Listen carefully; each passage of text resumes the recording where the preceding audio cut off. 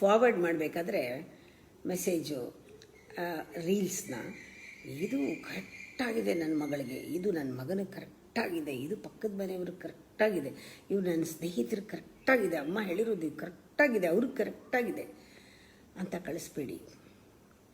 ನಿಮಗೆ ಏನಾದರೂ ಅದು ಅನುಭವಕ್ಕೆ ಬಂದಿದ್ದರೆ ಮಾತ್ರ ಕಳಿಸಿ.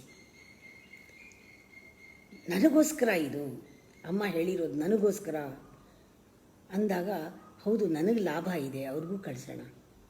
ನನಗೆಲ್ಲ ಗೊತ್ತು, ಅವ್ರಿಗೇನೂ ಗೊತ್ತಿಲ್ಲ, ಇದನ್ನು ಕೇಳಲಿ ಅಂತಲ್ಲ, ಆ ಧೋರಣೆ ಇರಬಾರ್ದು.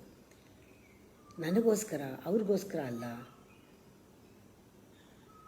ನಾನೇ ಇಂಪ್ಲಿಮೆಂಟ್ ಮಾಡ್ಕೊಂಡಿದ್ದೀನಿ ಅಂತ ಒಂದು ಸೇರಿಸಿ.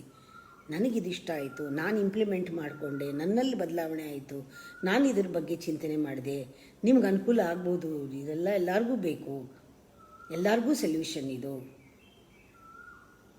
ಇದನ್ನು ಹೇಳ್ತಾರೆ, ಅಪ್ಲೈ ಮಾಡಿದ್ರೇ ಅದು ಗೊತ್ತಾಗೋದು ಅಂತ.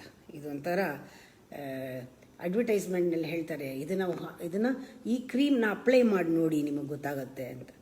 ಕ್ರೀಮ್ ಅಡ್ವರ್ಟೈಸ್ಮೆಂಟು ಸುಮ್ಮನೆ ನೋಡಿದ್ರೆ ಗೊತ್ತಾಗಲ್ಲ, ಅಪ್ಲೈ ಮಾಡಿದ್ರೆ ಗೊತ್ತಾಗುತ್ತೆ, ಏನಾಗುತ್ತೆ, ಚೇಂಜ್ ಆಗುತ್ತೆ, ವ್ಯತ್ಯಾಸ ಕಾಣುತ್ತೆ. ಅದೇ ಥರ ನೀವು ಅಪ್ಲೈ ಮಾಡಬೇಕು, ನೀವು ಕೇಳಿದ್ದನ್ನು ಅಪ್ಲೈ ಮಾಡಿ ನೋಡಿ.